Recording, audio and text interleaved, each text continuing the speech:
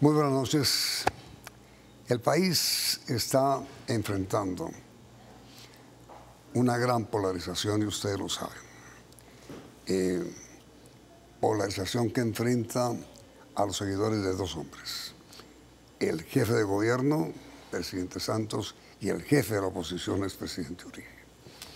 La polarización que hay en Colombia, política, es tan grave que el propio cardenal Rubén Salazar dijo hoy en una conferencia de prensa, en un foro en el diario El Tiempo, que el país vive una confrontación política caníbal. Hemos invitado esta noche el señor ministro del Interior, doctor Guillermo Rivera. ¿Qué tal la afirmación del cardenal? Lamentable, Yamit. ¿Lamentable la afirmación o lamentable la realidad? Lamentable lo que está ocurriendo. Y nosotros creemos que quien ha promovido esta polarización es el expresidente Álvaro Uribe.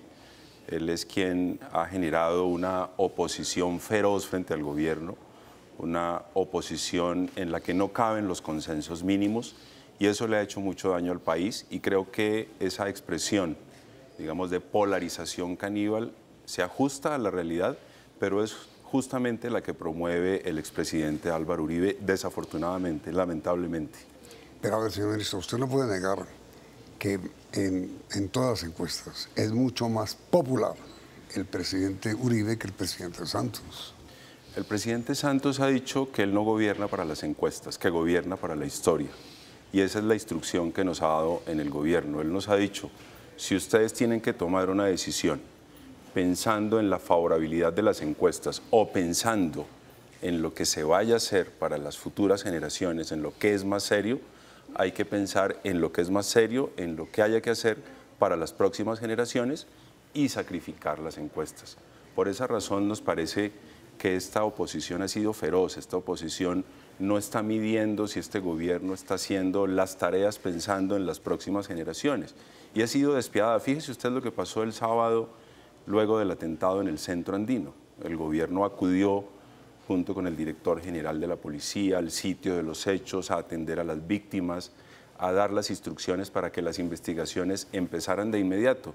Y un parlamentario del Centro Democrático inmediatamente por Twitter pidió prácticamente un anticipo de la terminación del periodo constitucional del presidente Santos, lo cual es inconstitucional, ilegal, y posó a una cuadra del centro andino, un poco señalando que era el proceso de paz o las medidas que se han tomado en el proceso de paz las que incitaban acciones como las que se produjeron el sábado anterior en el centro andino. Esa es una oposición feroz, esa es una oposición que no mide consecuencias, y eso es desafortunadamente lo que tiene al país polarizado. Y ministro, a propósito de eso, ¿qué se sabe de quiénes fueron los autores? ¿Contra quién fue? ¿Por qué fue? Bueno, el presidente Santos pidió en el Consejo de Seguridad que se celebró el domingo que la información relacionada con las investigaciones solamente la dieran o el señor fiscal general de la Nación o el director de la policía, pero tenemos conocimiento de que esa información va muy adelantada, que se están utilizando todas las herramientas tecnológicas disponibles, los videos de las cámaras de seguridad del centro andino, se hicieron entrevistas casi que al poco tiempo de ocurrido el atentado, y ya hay una información bastante sólida, y seguramente en los próximos días o el fiscal o el director de la policía le contará a los colombianos detalles de esos avances. Pero ustedes, supongo yo, tienen la misma información, en el sentido de que hay elementos sólidos para aclarar quién es o quién fue el autor. Sí, por supuesto. Existe esa información, es muy sólida, pero no estoy autorizado para revelarla. Pero usted la conoce, la han consultado. Conocemos algo de esa información. En el Consejo de Seguridad se explicaron algunos de los detalles de las líneas de investigación que se están desarrollando y también de las tareas que han venido adelantando tanto la Fiscalía General de la Nación como la Policía Nacional. Como usted me dice, señor ministro, que conoce las hipótesis y la información sólida que usted llama que tienen ya la Fiscalía y la Policía, ¿cree en eso? Por supuesto. ¿Cree? Sí, yo creo en eso. Pero ¿cree en la versión que tienen ya Fiscalía y Policía? Pues me parece que son hipótesis muy sólidas, que hay un acervo probatorio que permite señalar que hay, digamos, un camino adelantado muy sólido, y sobre todo creo en la competencia tanto del señor fiscal general de la Nación y su equipo como del señor director de la Policía Nacional y su equipo. Ahora, ministro, sobre el tema del canibalismo del que hablaba esta mañana el cardenal, ¿cuál es la solución? Bueno, yo creo que hay que hacer un llamado a los colombianos a entender que las diferencias políticas deben admitir unos consensos mínimos. Los países que han logrado avanzar, que han logrado dar saltos hacia el desarrollo, han tenido consensos mínimos. Es que el problema de la oposición política en el país, sobre todo la que viene desde el centro democrático, es que no admite consensos mínimos. Cuando una sociedad construye unos consensos mínimos en medio de la diferencia, sale adelante. Pero aquí no hay, digamos, lugar a que se construyan esos consensos mínimos. Todo lo que haga o diga el gobierno es malo per se, y así es muy difícil. Fíjese usted lo del centro andino. Lo del centro andino lo que debe llamar es a la unidad de los colombianos para rechazar ese atentado y para rodear a las autoridades que tienen la tarea de perseguir a los responsables de ese hecho. Y ni siquiera eso suscitó una actitud de consenso, una actitud de rodear a las autoridades por parte del Centro Democrático. Así que yo diría que el llamado que le haríamos a los colombianos es, independientemente de lo que piensen del gobierno, del modelo de sociedad que está construyendo este gobierno, que pensemos en unos consensos mínimos como sociedad. Eso es muy importante. Y además, a que las diferencias políticas se tramiten de una manera respetuosa, de una manera civilizada. Es que, digamos, la manera irrespetuosa, como muchas veces se refieren los voceros del Centro Democrático a la figura del presidente, a la figura de los funcionarios del gobierno, digamos, raya en los límites del respeto, y así es muy complejo. Ahora, fíjese usted lo que ha pasado más allá de nuestras fronteras, la manera como el propio expresidente se refiere a las cosas que suceden en nuestro país en eventos internacionales es realmente muy, muy lamentable.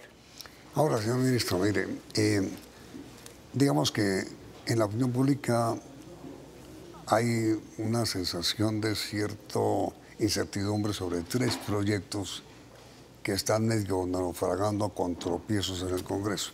El que usted retiró, el proyecto de reforma política de su antecesor, doctor Cristo, y el proyecto de las circunscripciones. Así es. Entonces, ¿cuál va a ser la suerte de los 3 proyectos? Esos 3 proyectos van a ser aprobados, Yamid, no le quepa la menor duda. Pero por ahora no. Por ahora no, pero van a ser aprobados. Pero quiero... ¿Por qué retiró usted el que retiró? Bueno, no lo hemos retirado, solicitamos el retiro. Para que el proyecto sea retirado tiene que ser aprobado en las comisiones primeras de la Cámara y del Senado. Aprobar el retiro. Aprobar el retiro, exactamente. Pero le quiero contar por qué. Sí. Primero, porque hasta el momento en que solicitamos el retiro no había sido designado el ponente en el Senado. Para la designación de ponente se requiere el concurso tanto del presidente de la comisión como del vicepresidente. Es decir, ese acto de designación tiene que llevar la firma de los 2. Y solamente tenía la firma del presidente de la comisión. No se habían puesto de acuerdo, el vicepresidente tenía una idea distinta de quién debería ser el ponente. Luego no teníamos ponente. Y estábamos a una semana de que terminara la legislatura. Sí. Entonces nos parecía mejor retirarlo y de paso agregarle algunas normas de carácter procesal que nos parece importante incluirlas en ese proyecto, que además nos evita presentar luego otro proyecto. ¿Normas como cuáles, ministro? Normas como, por ejemplo, los tiempos que tendrán cada una de las salas para tomar sus decisiones. El proyecto es de carácter estatutario y los proyectos de carácter estatutario hablan como de principios generales, pero no, digamos, de aspectos procedimentales que son la carpintería de las decisiones que tienen que tomar, en este caso, las corporaciones judiciales. Por eso, para evitarnos la presentación de otro proyecto y dado que aún no se había designado ponente, nos pareció mejor retirarlo, incluirle lo que queremos incluirle, que nos evita presentar un proyecto de ley adicional, y el 20 de julio volverlo a radicar. ¿Y si vuelven a proponer al doctor de Cambio Radical como ponente? No, doctor Barón. el Congreso es autónomo, los presidentes de las ¿Pero a usted comisiones... le gustó o no le gustó esa candidatura? Pues primero son autónomos los presidentes de las mesas directivas de cada una de las comisiones, pero además sepa usted que yo tengo la mejor relación con el senador Germán Barón. Fui su compañero durante 12 años en la Cámara, somos muy buenos amigos y nos entendemos muy bien, así que a mí no me preocupa y se lo digo no fue francamente que sea Germán Barón el ponente. No fue la designación de él virtual. No. Eso no tuvo nada que ver. Le reitero, tengo la mejor relación con él. Usted se lo puede preguntar en cualquier momento. Hemos trabajado juntos. El proyecto vuelve al Congreso el 20 de julio. Vuelve al Congreso y le vamos a agregar normas de carácter procesal que no estaban y que iban a ser objeto de un proyecto de ley distinto. Y esto en términos de economía procesal es muy importante porque nos evita un proyecto de ley adicional. Y recuerde usted que los tiempos del Fast Track se nos acaban el 30 de noviembre.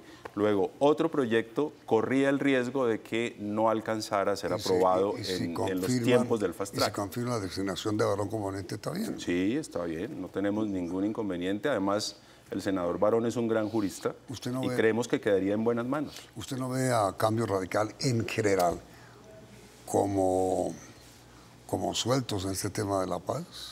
No, fíjese que ayer yo no hablo por lo que dice el presidente de Cambio Radical, el doctor Jorge Enrique Vélez, que lo he visto muy locuaz en los últimos días. Hablo por los hechos del Congreso, y los hechos del Congreso son los votos de los senadores y los representantes de Cambio Radical. Ayer votamos el informe con que termina la ponencia del proyecto de acto legislativo que crea circunscripciones especiales de paz. Y nos acompañaron el 90% de los senadores de Cambio Radical. Luego, lo que yo estoy viendo en el Congreso es que Cambio Radical ha estado apoyando las iniciativas, de tal manera que no tengo reservas frente a ellos. Pero mire, ministro, yo no sé, pero es que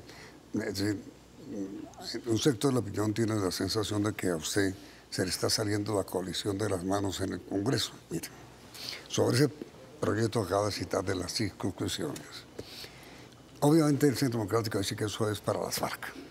Eso lo dicen en el Congreso. Toda iniciativa del gobierno al Centro Democrático no le gusta, sí, por ser del gobierno. Pero la coalición está dividida. Vivian Morales es de la coalición, no le gusta el proyecto. Name es de la coalición, no le gusta el proyecto. Cambio Radical quiere estar en contra. Barón, no le gusta el proyecto. Entonces, te das cuenta, están diciendo que a usted se le está rompiendo la coalición en el Congreso. Y la prueba es que no logró que se aprobara el proyecto de las circunscripciones.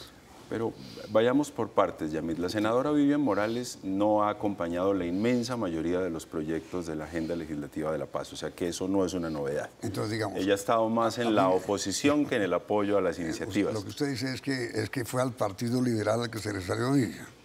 Pero hace rato, no ayer, ya lleva muchos meses votando distinto a como votan los demás senadores liberales. Ella y la senadora Sofía Gaviria tienen posiciones distintas. Sofía es otra liberal que está en contra. Pero no de ahora, desde hace meses. El senador José David Name, que usted mencionó, sí, él no solamente acompañó el informe con que termina la ponencia, sino que acordamos con él una proposición para mejorar uno de los artículos. Y Cambio Radical lo que nos pidió es estudiar una acción afirmativa para las víctimas en el marco de estas circunscripciones especiales de paz. Pero es que este proyecto es un proyecto, digamos, muy controversial en la medida en que está creando unas nuevas curules en la Cámara de Representantes, que está creando unas circunscripciones especiales y empiezan discusiones como la que le quiero contar. Un senador levanta la mano y dice, ¿por qué no incluyen al municipio de Granada en el meta? El senador de Nariño, Manuel Enrique Rosero, nos decía, ¿por qué a los municipios de Nariño los mezclan con municipios del Cauca y con algunos municipios del Valle del Cauca? Y las distancias entre esos municipios son enormes, me refiero a las distancias geográficas. Y ocurre en el Congreso, y se lo digo por mi propia experiencia de excongresista, que cada que un proyecto crea zonas para cualquier cosa, en este caso electorales o para un régimen especial aduanero, cada quien tiene una opinión distinta en la medida en que incluye municipios de su zona de origen. Pues para eso es el Congreso. Así es, y eso se vuelve una discusión que no es fácil de allanar. Y fíjese usted que se han aprobado otras iniciativas, ya siendo yo ministro, como el proyecto de ley que permite que la Unidad Nacional de Protección vincule a su nómina desmovilizados de las FARC para que sean escoltas. Se aprobó también, ya siendo yo ministro, en segundo debate, el proyecto de acto legislativo que crea el monopolio de la fuerza, o que establece el monopolio de la fuerza y de las armas en cabeza del Estado. Lo que pasa es que este de las circunscripciones especiales de paz, digamos, tiene una cantidad de elementos que tocan un poco los intereses electorales de cada uno de los congresistas, y esas controversias no son fáciles de dirimir. Por eso aprobamos informe de ponencia y nos quedó pendiente el articulado para julio. Mientras logramos fórmulas de consenso. Mientras convencen a los miembros de la coalición. La afirmación del Centro Democrático, en el sentido de que las circunscripciones especiales para las víctimas de las FARC realmente son para las FARC, ¿eso es cierto o no? Inmediatamente después de comenzar el siglo.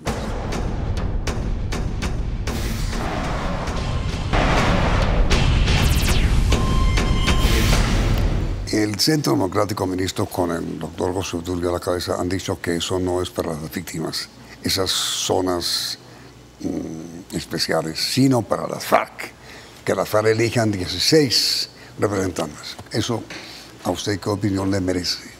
Eso es absolutamente falso, Yamil. Lo que pasa es que el Centro Democrático, todo lo que provenga del gobierno lo rechaza, pero además teje mentiras en torno a esas iniciativas. El proyecto dice expresamente que los partidos políticos con personería jurídica no pueden presentar candidatos en esas circunscripciones, y dice además que el partido político que surja de la desmovilización de las FARC tampoco puede presentar candidatos en esas circunscripciones. Pero además, pero le digo algo más, ya hemos avalado una proposición de un senador de Cambio Radical en la que además se prohíbe expresamente que las personas que se desmovilicen siendo integrantes de las FARC, conforme a los listados que ya tiene el gobierno, tampoco puedan ser candidatos en esas circunscripciones a través de las organizaciones sociales o de las organizaciones de víctimas o de las organizaciones de campesinos, que son las que pueden avalar. Luego no hay ninguna posibilidad de que esas curules sean para las FARC, y el senador José Obdulio Gaviria falta flagrantemente a la verdad. ¿Cuál es el objetivo primordial suyo? La firma suya que quiere que se quede en la historia como ministro del Interior, ¿cuál es? Terminar la agenda legislativa en favor de la paz. Yo he dicho, Yamid, durante todo el día, para hablarlos en términos ingenieriles, aunque no soy ingeniero, soy abogado, que las bases, los cimientos, las estructuras del edificio de la paz ya están aprobadas, hablando de las normas. Nos faltan aquellas normas que pudieran ser entendidas como las de carpintería y pintura. Pues que son trascendentales, porque es al fin y al cabo las normas que reglamentan. Claro, pero los cimientos, digamos, las estructuras en hierro están. Ya tenemos la reforma constitucional del acto legislativo para la paz, tenemos también la ley de amnistía, tenemos la reforma constitucional de estabilidad jurídica de los acuerdos. Ahora nos faltan las de carpintería y pintura, que terminarían siendo la parte final, la culminación de la agenda legislativa para la paz. Ministro, otro tema, Belén de Bajirá. Se ha vuelto un problema casi nacional eso, ¿verdad? Según el Agustín Codazzi, es de Chocó y eso ya se falló. El gobernador Luis Pérez le ha dicho que en consecuencia retira todo el apoyo pues en médico, en hospitales, en asistencia, etcétera, etcétera, etcétera, porque si no prevaricaría. ¿Qué va a pasar con la gente? La gente votó hoy, ¿sabe? En una encuesta que hubo. Quieren ser antioqueños, no quieren ser chocuanos. ¿Qué va a hacer el gobierno con Belén de Bajirá? Yamid, déjeme primero decir que este gobierno solo tiene respeto y afecto por el pueblo antioqueño, y también respeto y afecto por el pueblo chocuano. Esta es una decisión que se tomó en los términos de la ley.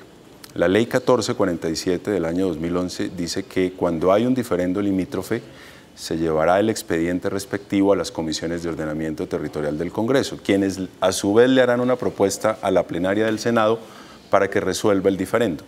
Cuando llegó este expediente a las comisiones de ordenamiento territorial, las mismas lo devolvieron al IGAC porque concluyeron que en ese caso no había diferendo limítrofe, que no había límite dudoso, que es como se llama en la ley, que estaban absolutamente claros los límites y que lo que había en el terreno, que visitaron los técnicos, correspondía con la ley de creación del departamento del Chocó, que es, creo, del año 1947, y que como no había límite dudoso, lo que había era que devolver el expediente al IGAC, de tal manera que el IGAC procediera en lo que corresponda de acuerdo a la ley. Y lo que correspondía de acuerdo a la ley era publicar el mapa, que en efecto se publicó. Pero lo que voy a decir es muy importante, Yamid. Esta es una decisión de carácter administrativo y toda decisión de carácter administrativo tiene control jurisdiccional.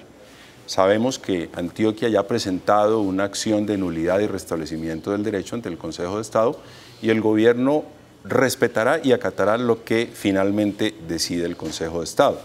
Y lo segundo, el fin de semana anterior estuvo en Belén de Bajirá el señor ministro de Ambiente con una delegación del gobierno en una especie, digamos, de proceso de transición que en todo caso les dé a los ciudadanos de ese corregimiento la tranquilidad de que los servicios públicos se van a seguir prestando, que el cambio de jurisdicción no signifique un traumatismo en la prestación de los servicios públicos. Esos ciudadanos son colombianos, con independencia de que estén en la jurisdicción ahora de Chocó y que en algún momento estuvieron en la de Antioquia, y lo que el gobierno quiere es garantizar la continuidad de la prestación de los servicios públicos y yo diría que incluso mejorar la prestación de los mismos, de tal manera que esos ciudadanos ante todo se sientan colombianos y respaldados por su gobierno.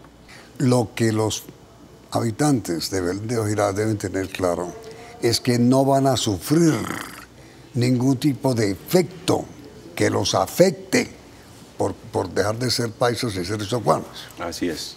Eso es lo que el gobierno quiere garantizar. Pero eso requiere...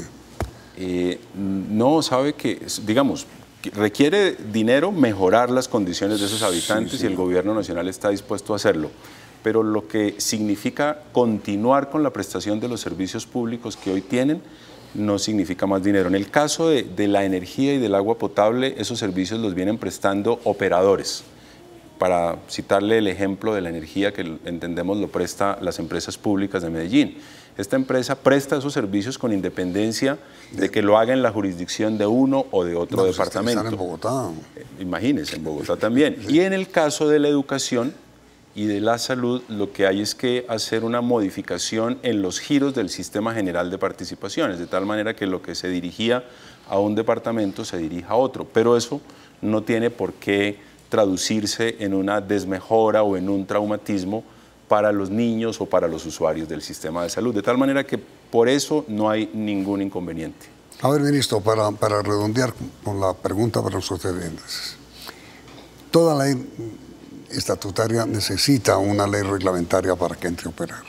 Los acuerdos de paz que han sido básicamente aprobados en sus ejes centrales requieren leyes que reglamenten para que puedan ejecutarse. ¿Usted está seguro que tiene suficiente fuerza la coalición de gobierno para aprobar esas leyes, esos proyectos, volverlos ley, los reglamentarios? Por supuesto, estoy seguro que la coalición que ha acompañado al gobierno no va a ser inferior al reto de culminar la tarea de implementación normativa de los acuerdos de paz. Esa es nuestra pregunta para los televidentes. ¿Ustedes creen que el Congreso debe respaldar, apoyar, aprobar los proyectos que suponen la aplicación de los acuerdos de paz? Perfecto. ¿Sí o no? Me parece perfecta la pregunta. ¿Sí o no? Resultados del sondeo al final de la emisión. Vienen las noticias del día, emisión central del Noticiero FM.